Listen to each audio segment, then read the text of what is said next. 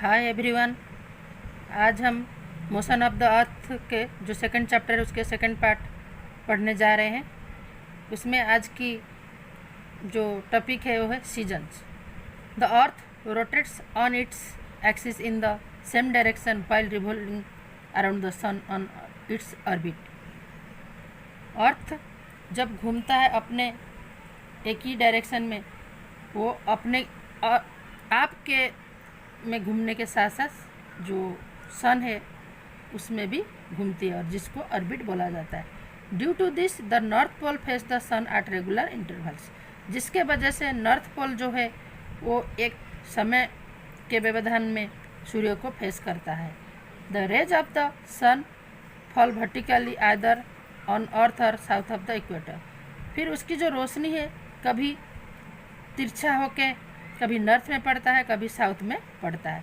This causes variation in the length of days and night. इसी वजह से दिन और जो रात छोटे बड़े जो होते हैं उसकी कारण यही है।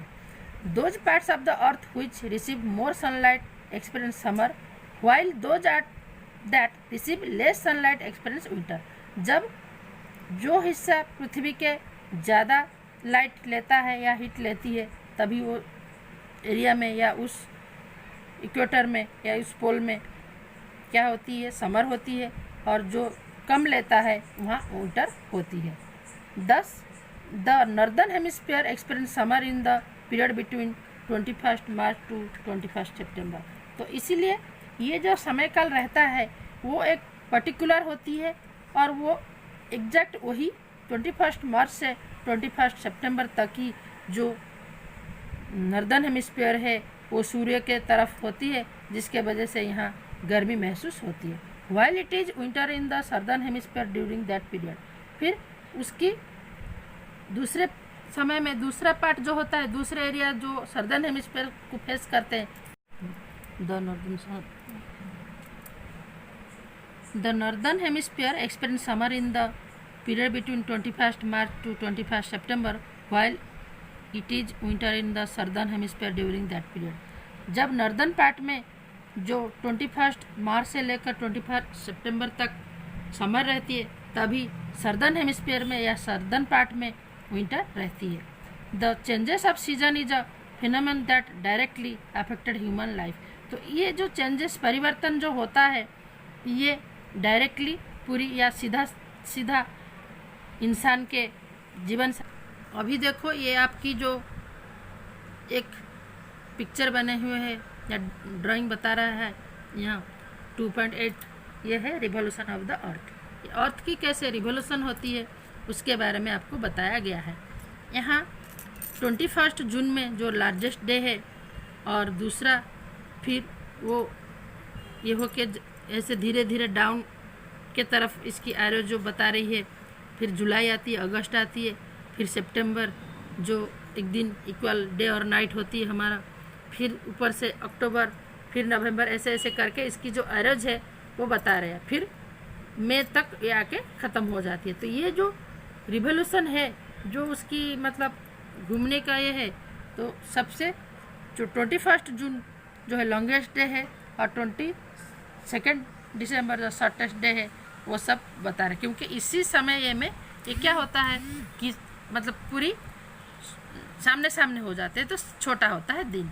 The list of some festival and the season of their celebration is given below. अभी कुछ लिस्ट और उसके सेलिब्रेशन के ये बताए गए हैं यहाँ सीजन के हिसाब से।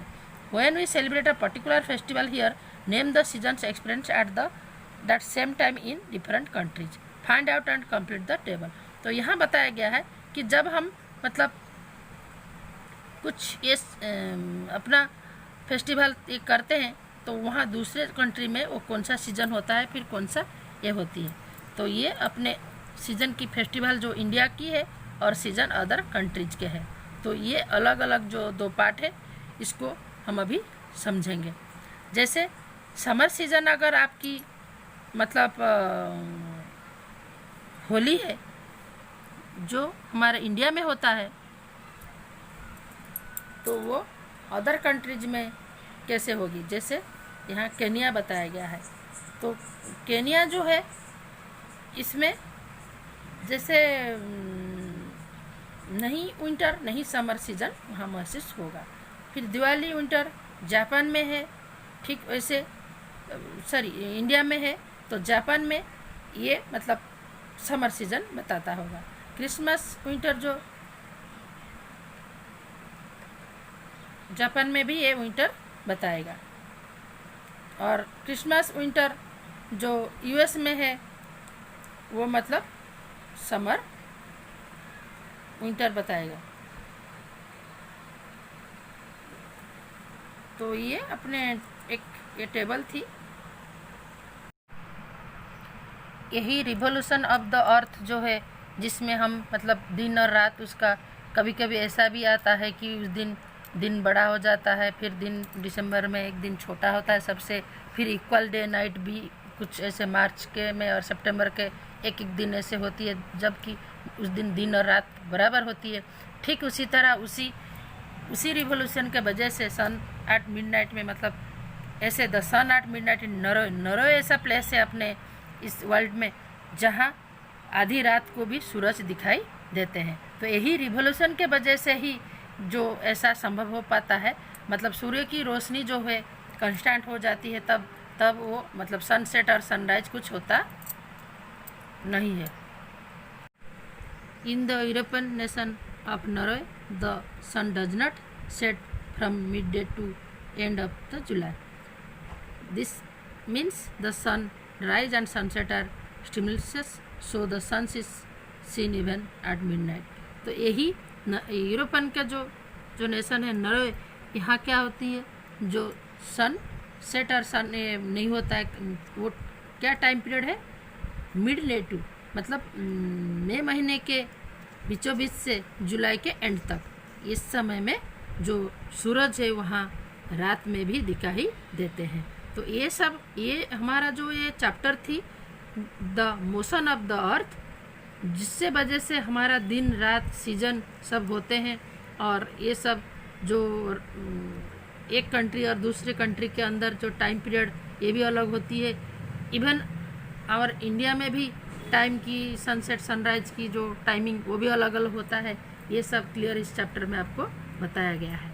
तो आप बच्चों इस लेसन को अच्छी तरह से ये करना, लाइक्स करना और बेल आइकन पे थोड़ा क्लिक करना जब वीडियो देखते हो, और चैनल को थोड़ा सब्सक्राइब करना ताकि हमारी भी थोड़ी इंटरेस्ट बढ़े और हम भी ये वीडियो को आपके लिए लगातार बनाते जाए।